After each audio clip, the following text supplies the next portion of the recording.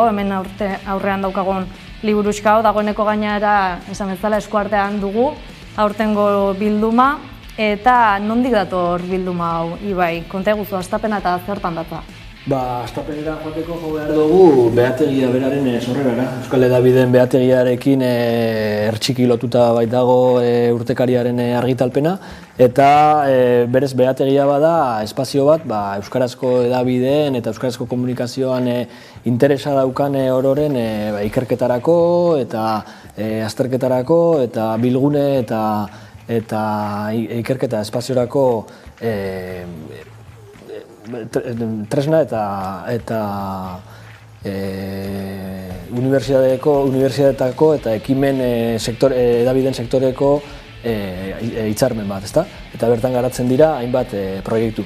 Eta horietako lehenengotariko proiektua 2016an Behategia bera sortu zenean, izan zen urtekaria ateratzea, zuk esan bezala, urteak eman dituen eta hurrengo urteari begira martxan dauden egitasmo, ikerketa eta intereseko gaiak biltzen dituena. Aldi berean egiten duena bilduma lana, gordailu lana eta baita ere informazioaren elkartrukerako eta hori zabaltzeko, gizarteratzeko eta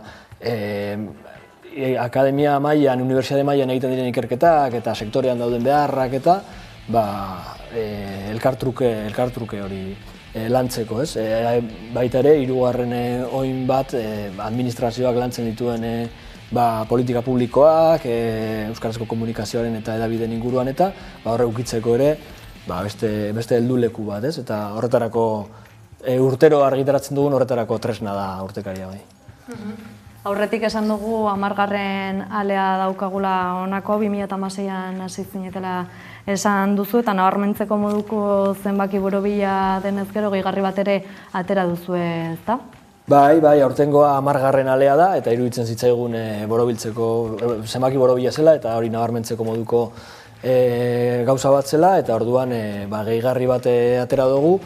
Piskat, ibilbidea jasotzen duena eta balio duena ere proiektua bera ezagutarazteko eta nahiko modu zabalean banatuko duguna, bai sektorean eta bai unibertsitate mailan eta balio digu pixka bat aurtengo urtekariari ere bultzada hori emateko. Bertan biltzen dira, orotara konturatu zaitez, guztira 230 persona eta erakundeko zerrenda bat osa dezakegula urte hauetan urtekarian parte hartu dutenekin, eta 120tik gora artikulu bildu ditugula, orduan, gehigarri horrek ematen digu neurria, ez da, tamaina, urtekariaren tamaina. Bistakoa urtekaria Euskal Hedabide batean aurkezteko dinamikarekin jarraitzen duzuela, iazko bilduma Euskal Herria Irratian plazaratu zenuten, aurtengoa 11 telebistan, eta 2024-2025ko alean gainera 11 telebistari ere tarte berezia eskaini diozue, Ainhoa Jauregi zuzendari berriak artikulua idatzi du bertan, ez da? Bai, urtekarian baditugu nolabait bi atal nagusi, ezta? Sektoreari dagozkion artikuluekin eta ikerketari dagozkion artikuluekin, eta sektoreari dagozkion artikuluen atal hori irekitzen dugu 11 telebistaren artikuluarekin, zuzendari berriak, Ainhoa Jauregik idatzitakoa, gainera hor badago zuzendaritza aldaketa bat, berak aipatzen du, ezta? 3 emakumez osatutako zuzendaritza talde bat, bete dira ere 15 urte lehenengo emisioetatik, 11 orduan iruditzen zitzaigun tokia proposa urtekaria aurkezteko, ez? Eta bizkate dinamika honekin jarraitzeko Euskal Hedabide baten baitan aurkezteko egunkari baita ere harreman horiek lantzeko, eta aldi berean prentsa deialdia ere, prentsa gonbidatu dugu aurkezpen hau jarraitzera, eta orduan hor sortzera olako zuk aipatu duzun solasaldi, prentsa aurreko moduko hau, ez?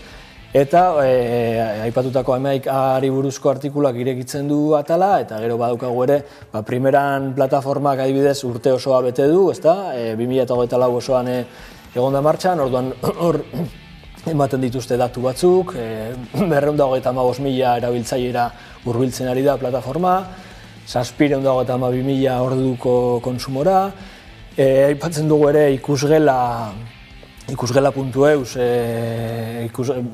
azalpen bideo laburrak zabaltzeko egitasmoa, wikilarien elkartekin estuki lotuta. Aipatzen dugu ere bada Ipar Euskal Herriko gaztentzako edabidea, Ipar Euskal Herriko gaztentzat egina. Sartzen da bebai urtekarian Common Voice, bada proiektu bat gaitu.eus kanpainarekin gehiago ezagutuko dugu, horri lotuta dago, baina makinei euskaraz irakasteko auzolan bat, ezta? Eta haiek aipatzen dute zelan, adibidez euskarazko jendeak grabatutako orduetan eta gero makinetan makinekin euskaraz komunikatu izateko, euskara badagola 13. postuan, italieraren aurretik, japoniraren aurretik, ranking horretan katalana egongo litzateke lehenengo 4.000 bat ordurekin, euskarak 600 eta piku ordu ditu, hor egiten dute deia ere, eta hor parte hartu dute ere edabideek, euskal edabideek hor ekarpena handia egin dute. Eta, holako artikuluak biltzen ditugu bai. Urtekariaren zertzelada batzuk eman dizkiguzu oraintxe bertan, baina ibaiguazen mamira. Patxadaz irakurtzeko tartea izango bada ere, zer ekarri du 2024ak eta zer dakar 2025ak?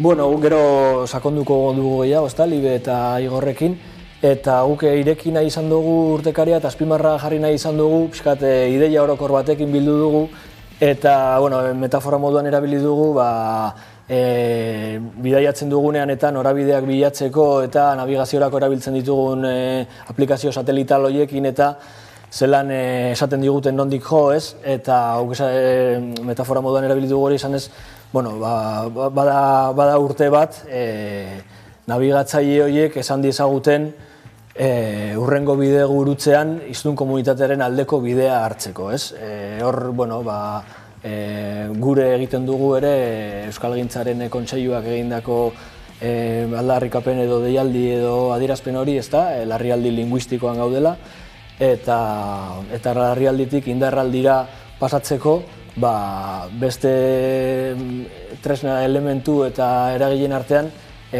komunikabideak badira ere estrategikoak horretan, Orduan euskal komunikabideak haien aintzatespena mai gainean jarri, hori azpimarratu eta horregatik esaten dugu, bide gurutzean euskal komunitatearen aldeko bidea hartzeko. Primeran, Igor Astibia ekimen elkarteko zuzendariarekin jarraituko dugu, besteak beste urteak emandakoari eta datorkigunari luzatu diozue begirada, eskuartean diren erronkeetan eta zakuratutako lorpenetan jarriz azpimarra. Testuinguru honetan, Igor, zertan dira euskal edabideak eta zertan da ekimen elkarte bera? Ekimen elkartaren egiteko nagusietako bat, hori da pixkat sektorea, eragile desberdinen aurrean ordezkatzea, eta nolabait sektorearentzako ere garapenerako eta baliabideak eskuratzea. Azken jardun, ohiko jarduna, baina bereziki azken 2 urte hauetan buru belarri aritu gara Araba, Bizkaia eta Gipuzkoako diru laguntzak negoziatzen edo bai Jaurlaritza eta Aldundiekin. Eta hori izan da pixkat jardun nagusi azken 2 urtetakoa eta pixkat jarri dugu ere urtekarian azpimarra. Azkenean lan handia izan da, baina uste dugu pixkat aurrera pauso garrantzitsua izango dela ondorengo urtetarako eremu horretan. Gero Nafarroan ere hausnarketa prozesua eta abian jarri da, Euskara Bidearen eskutik, Euskararen Nafar Kontseiluaren azpibatzorde batean, eta hor bere 2024an zehar lanketa bat egin da, helburu horrekin berarekin. Nolabait, sektorearen garapena eta nolabait modernizazioa albidetzeko baliabide gehiagoren bila. Eta Ipar Euskal Herrian ere jarduera propioa dute eta hor saiakerak urterokoak dira ere pixkat baliabideak handitze horretan, eta egia da azken urteetan hor nolaiteko estankatze bat edo dagoela eta hor eragiten jarraitu beharko da. Baina azpimarra berezia jarri du hor, Araba, Bizkaia eta Gipuzkoako sistema berrian, zer aurrera pauso, uste du aurrera pauso garrantzitsua emango dela, alde batetik sistema bera aldatuko delako, egia da 2019an adostu zen sistema berria aurrera pausoa suposatu zula, baina egia da ere ekoizpenean jartzen zuela asko fokoa, eta ez hainbeste edabideen garapenean horretan. Sistema berriak fokoa erabat aldatuko du eta jarriko du garapen hori sustatzeko helburuan. Azkenean, administrazioak gastuen 1% estaliko du, edo lagunduko du, eta laguntza horrek albidetuko du, eremu desberdinetan edabidek pausoak eman alizatea. Hartzaileen ezagutzan, teknologia mailan, adimen artifizialarekin garapenetan, berrikuntzan, formakuntzan, garapen hori egiten duzun einan, administrazioen laguntza eskuratuko da. Aipatzen zenuen sistema berria Araba, Bizkaia eta Gipuzkoan, eta diru laguntza eredu berriak sektorearentzat aldi baterako aurrera pausoa izango dela dirudi, baina Nafarroan eta Ipar Euskal Herrian nola joan da hedabideen finantzazio ereduaren prestaketa? Nafarroan esandakoa, egin da hausnarketa bat, urte osoko hausnarketa bat. Hor gehiago izan da nola ikustarazi euskarazko hedabideen sektoreak duen garrantzia, ez? Araba, Bizkaia eta Gipuzkoan ere bai, eta Ipar Euskal Herrian ere bai, noski hor. Euskarazko hedabideak estrategikoak dira alde batetik euskararen normalizazio prozesurako, baina era berean garrantzitsuak ezinbestekoak dira nolabait demokraziaren beraren garapenerako, informazio eskubidea bermatzeko eta prensa askatasuna bermatzeko, aniztasun hori bermatzeko. Orduan zentzu horretan, Nafarroan egin dena da gehiago balioan jartze bat, Nafarroan edatzen edo kontsumitzen diren euskarazko hedabideen garrantzia mahai gainean jarri eta nolabait hor txosten bat osatu da eta txosten horren helburua da nolabait eragile desberdinen aurrean nolabait euskarazko hedabideentzako baliabide gehiago eskuratzea. Azkenean hor ere egia da azken urteetan euskarazko hedabideentzako diru laguntza poliki handituz joan dela, baina ez da egon Araba, Bizkaia eta Gipuzkoan bezala, hausnarketa bat, sistema horrek benetan hedabideen garapena sustatzen duen o laguntzen duen. Uste dugu, erabat esportagarria dela EAen egin den prozesua, bai Nafarroako eta bai Ipar Euskal Herrirako. Ipar Euskal Herrian esan dakoa, hor egia da urtero hausnarketak dituztela, egite mintegi bat, eta administrazioarekin euskararen erakunde publikoarekin harremanak estuak dira eta hor saiatzen dira, baina egia da aurrekontuari dagokionez azken urtetan ez dela hazi. Eta hor kezkagarria da zentzu horretan, azkenean gastuak eta hedabideen gastuak urtetik urtera handitzen doaz, bizitza garestitzen da, bai papera, argindarra, garraiorako eta erregaiak eta bar, eta zuri diru laguntza berdin mantentzen baizute, hori beste nonbaitetik ate baduzu eta gauza ez dago erreza. Eta hori pixkatola azpimarratzeko. Eta ingurumari honetan euskal hedabide zein erronka dituzte eskuartean? Euskarazko hedabideen erronkak orokorrean hedabide guztiek dituzten berak dira. Hor ez dago aldaketa edo zera nagusiri, baina egia da euskarazko hedabideek badutela nolaiteko unibertsoaren ikuspegitik muga bat. Azkenean euskarazko hedabideen unibertso potentziala mugatua da, euskaldunek edo euskaliztunek osatzen dutena, eta zentzu horretan zailtasun gehigarri bat badago.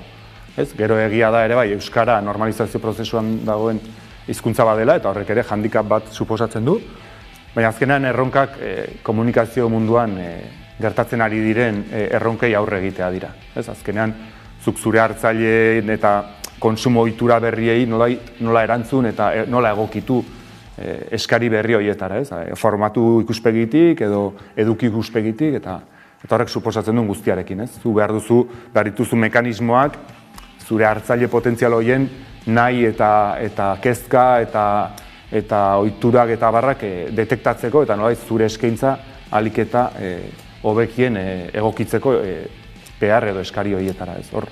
Nik hor jarriko nuke fokoa erronken ikuspegitik.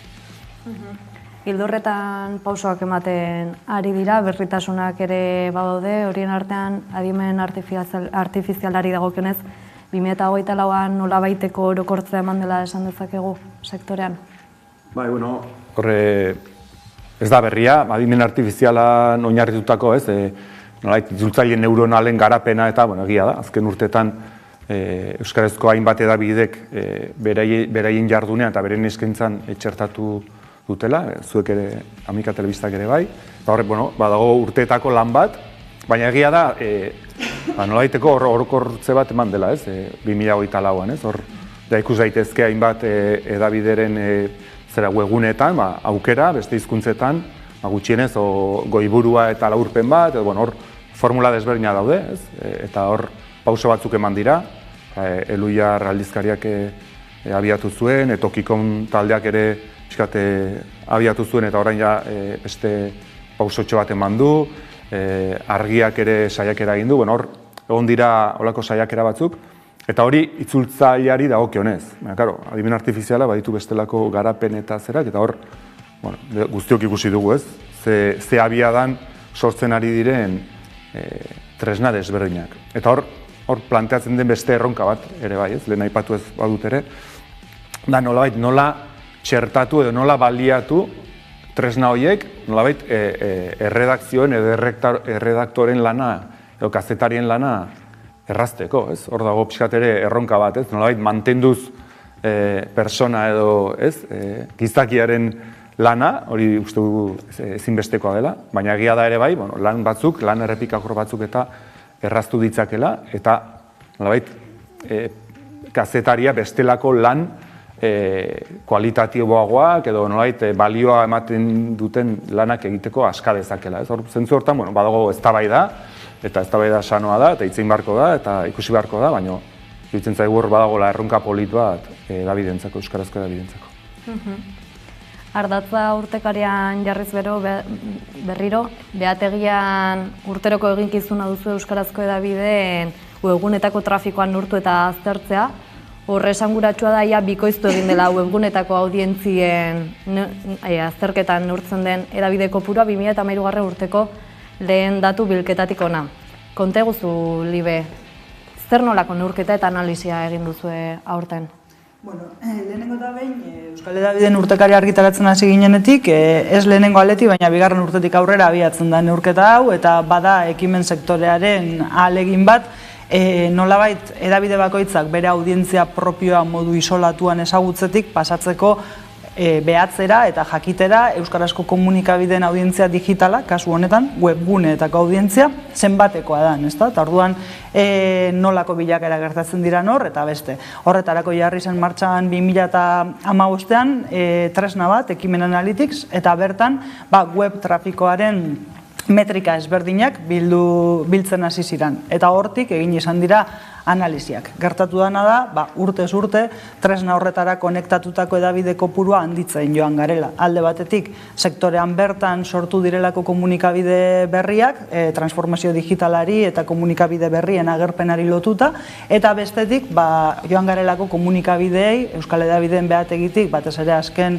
3-4 urteetan, laguntzen datu kulturara hurbiltzen eta analitikari ere arreta jartzen, erreparatzen, eta tresnak errazagoak eta baliagarriagoak eskura jartzen baita ere, ezta? Orduan horrek ekarri du ikusten ari garen hazkunde hori, ezta? Eta 2023 urtean 50 webgune neurtu genituen, 50 Euskara hutsean argitaratzen diren 50 komunikabideren webguneak, eta 2024an 10 webgune berri gehitu ditugu, eta orduan esan dezakegu inoizko euskarazko komunikazioaren argazki zabalena osatu dugula aurten web trafikoari dagokionean.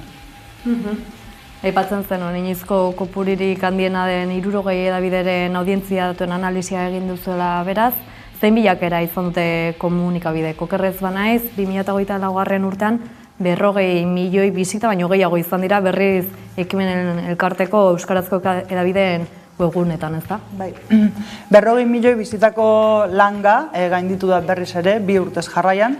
Hor gertatu zen euskarazko komunikabideetan eta baita gainontzekoetan ere pandemiari lotu eta 2020 urtean maksimo eta piko historikoak.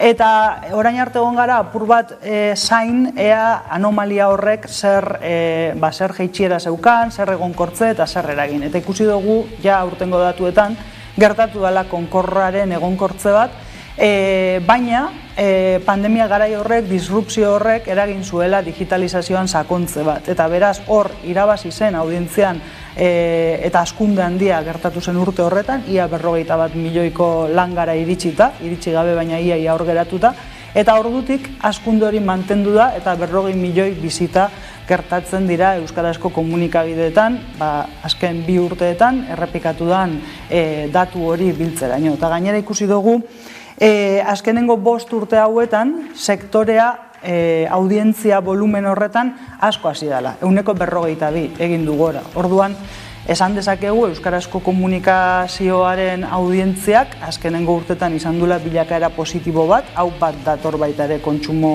ohiturekin, hedabideen eskaintza eta lanarekin eta beste, baina datu garrantzitsua eta osasun baten adierazle ere badala uste dugu. Hedabide webgunetako trafikoa nabaritu alduzue berezitasunik, seguraski bilakaera ezberdina izango dute hedabide motaren arabera ez dela.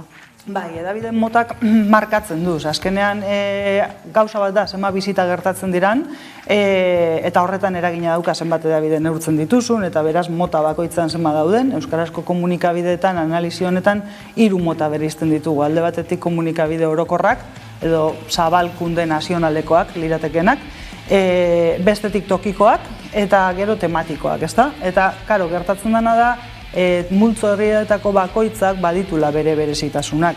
Eta gero multzoaren barruan ere izaera ezberdineko komunikabideak daudela. Eta adibidez, 11 telebista bat izaki edo ikusentzunezkoetan oinarritutako komunikazio eskaintza bat izan da, beren metrikarik baliotsuenetarikoa ziurrenik ez da horren beste zenbat bizita, igual da zenbat denbora, zenbat erabiltzaileek ikusten du hori, orduan bai ikusi dugu argazkiak ezberdinak direla metrikaren arabera, ezin garela soilik geratu saio kopuruan, 40 milioiko volumen horretan, erreparatu behar saiola analizian baita ere denborari, gaur egun gainera digitalizazioan erronka nagusietako hori da, jendearekin konektatzea eta jendearen pantalla eta dieta mediatiko horretan ahalik eta tarte zabalena irabaztea, ezta? Orduan denbora bada metrika bat, baita ere jendea, zenbait jenden garen gana iristen garen, eta orduan nolabait analiziak kontuan hartu behar ditu eremu ezberdinak. Eta edabidearen izaeraren arabera, ziurrenik arrakastaren neurria ere erregulatu behar da, eta horren araberako irakurketa bat egin.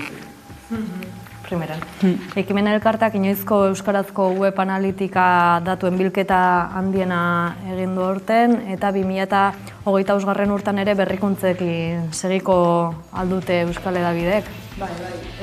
Berrikuntzekin segituko dute, euskarazko komunikazioaren ADN-ean dagoen gauzetako bat dela ere esan dezakegu moldatzea, segitea, ekitea, ekin eta eragin, eta guk euskal hedabideen behategitik segituko dugu laguntzen baita ere, eta bide lagun izaten berrikuntza horietan. Adibidez, lehen aipatu dut Ekimen Analytics tresna, hor duela 3-4 urte abian jarri genuen euskal hedabideen behategian BEA proiektua, eta BEA proiektuarekin lagundu diegu komunikabidei web trafikoa hobeto ezagutzen. Tresnan aldaketa batzuk egon diralako, aldaketa horietara egokitzen lagundu diegu, panel propioak sortu dizkiegu, panel horiek jasotze dituzte eta kontsultatu ditzakete nahi eran, eta hor webgunearen ezagutza nolabait ez bakarrik bakoitzari berea, baita ere sektorearen eta euskarazko komunikazioaren ezagutzarako beharrezkoa den datu iturria estandarra antolatuta.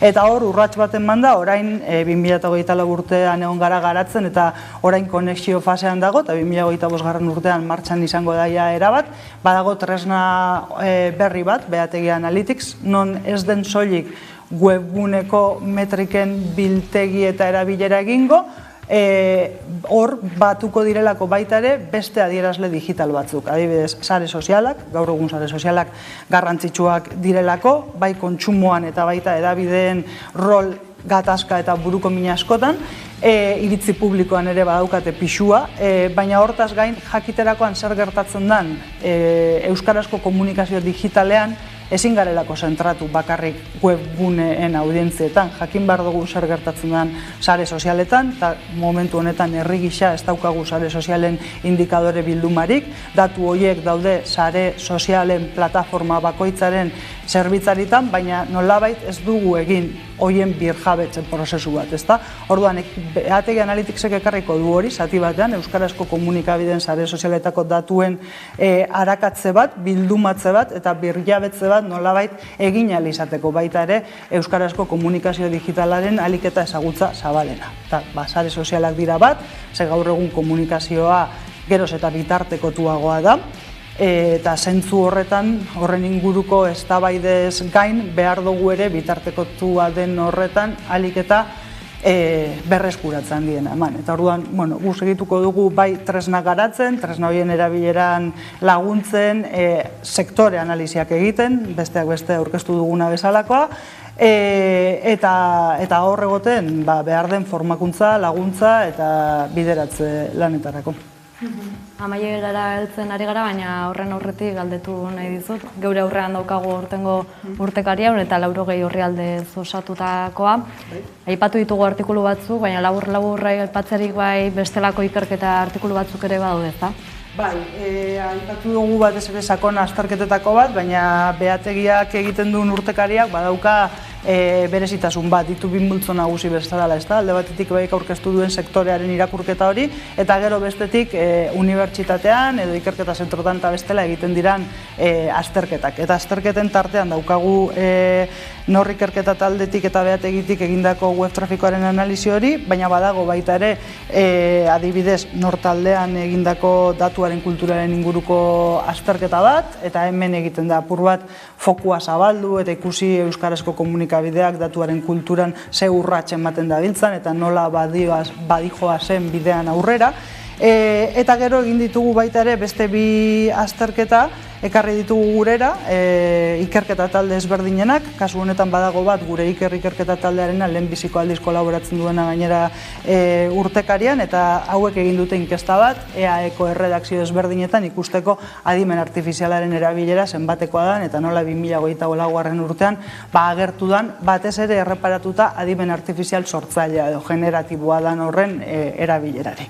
Eta gero, badago beste artikulu bat, Arantza Gutierrezek egindakoa, Arantzak emakumeen ikusgaitasunari lotutako lan asko argitaratu izan ditu Euskal Hedabideen urtekarian azken urteetan, eta aurten egin du gaiz aldatu eta begirada jarri podcast gintzan. Eta podcast gintza horretan erreparatu nola agertzen ari diren eta nola agertu diren asko ekoiztetxeek sortutako podcastak, eta baita ere branded content edo komunikazio korporatiboak ekarri dituen podcastak eta betetzen ari diranak gure itsaso zabalau.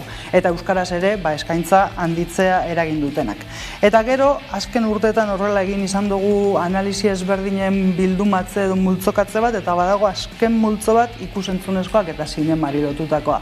Eta hor 3 artikulu edo 3 lan daude, alde batetik Mondragon Unibertsitateko ikasle eta irakasle batek egindako graduan mailerako lan batean oinarritutako lan bat, begiratzen duena euskarazko ikusentzunezkoen gazteen pertzepzioa, zelakoa dan, eta orduan jartzen du apur bat azpimarra gazteek ikusten dutela kalitatea edo edukia badela hizkuntzaren gainetik hautatu dezaketen gauza bat, eta adierazten du badagola goze bat hor, euskarazko komunikazioa produktuak, euskarazko ikusentzunezkoa kontsumitzeko. Eta gero Nortaldeko Josu Martinezek Bizkarsoro filmaren banaketaren berri ematen du, badalako herri proiektu bat, eta Ibai ere bada lantalde horren parte, Bizkarsororena, herri proiektu bat, zeinetan zinemaren banaketa herri ikuspegi ezberdin batetik egin dan, ezta? Eta nola herriz herri eta bai Hego Euskal Herrian, bai Ipar Euskal Herrian banaketa nola egin duten, modu orekatu batean, eskolak ere aintzat hartuta, eta oso esperientzia interesgarria eta gainera zango nuke esportagarria ere izan daitekela. Eta amaitzen du blokea beste lan batek, ikusiker panela aitzaki hartuta egindako ikerlan bat, Ikusiker bada Euskal Herriko gazteen ikusentzunezko eta kontsumo ohitura digitalen portaerak behatzen dituen panel bat.